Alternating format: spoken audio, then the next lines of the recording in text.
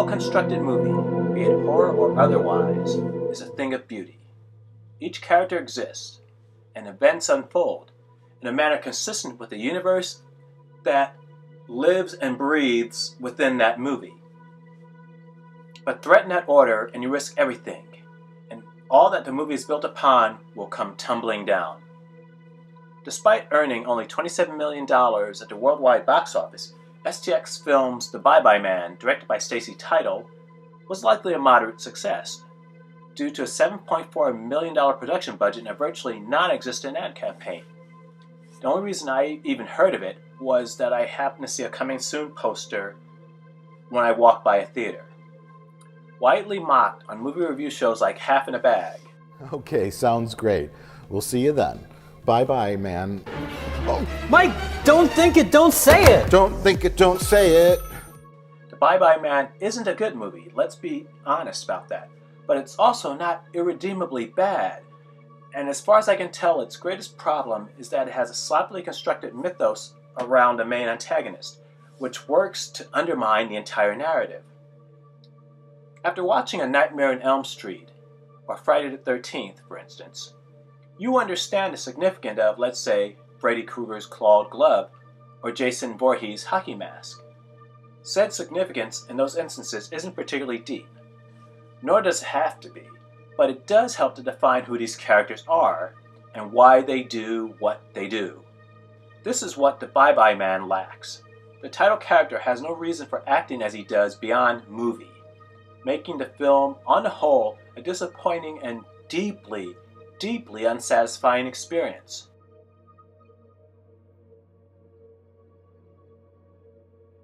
When the Bye-Bye Man is making himself known, coins start to appear. This is a signature event, but the movie never tells you why it happens. A character has a throwaway line.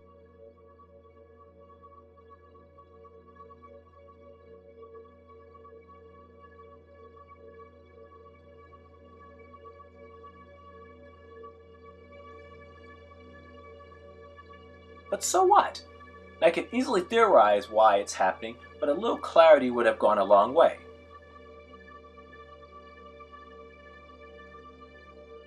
The Bye-Bye Man is accompanied by a dog that looks like it's been skinned. Why? What is the point of this dog? If the movie doesn't care enough to provide a reason for it being there, how can the filmmakers expect the audience to? It's beside the point that the dog looks pretty dopey and was entirely CGI. There was just no point for it to be there. And if a story element has no purpose, it shouldn't be there. Editing is your friend.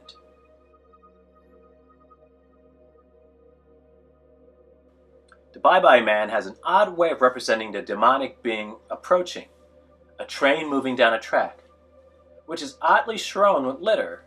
I don't know if all the garbage is deliberate, though how could it not be?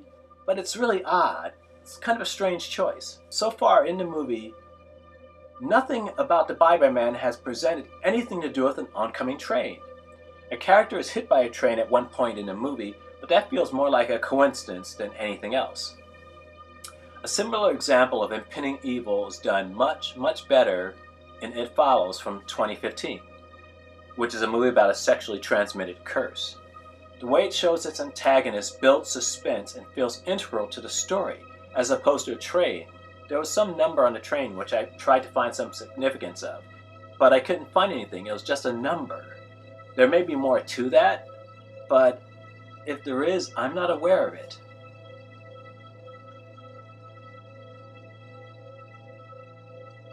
The movie posits that saying Bye-Bye Man will cause him to come into being, but even within the universe of the movie, I imagine that saying Bye-Bye Man is not an uncommon phrase.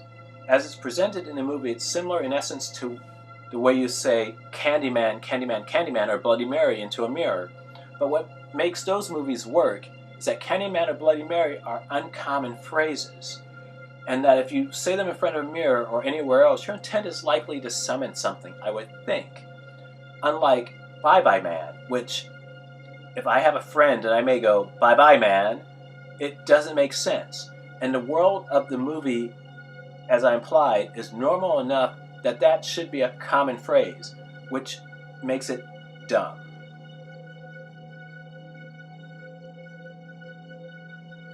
So I don't understand why it is the Bye Bye Man is. And that would be forgivable, or at least less irritating, if I had some idea why he does what he does. The movie posits that just by saying Bye Bye Man causes him to come. And he's working to get as many people to say it as possible. Very similar, in fact, to the plot of It Follows. And I get that. Though why is he trying to turn the 3 college students who come upon his name against each other?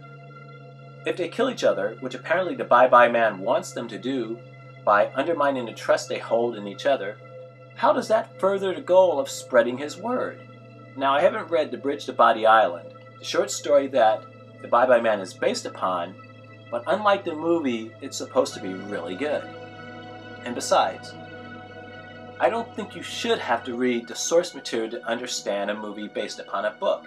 For instance, if filmmakers honestly expect someone to read, I don't know, Dune, because there's a movie coming out of it, they're out of their gourd. That's an ambitious book. It's not a short story like The Bridge to Body Island.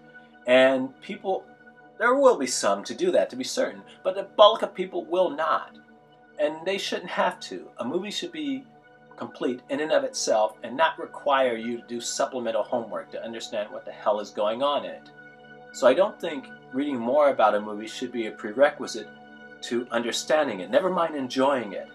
So as I said earlier, The Bye Bye Man isn't a very good movie, but it's not an unredeemably bad one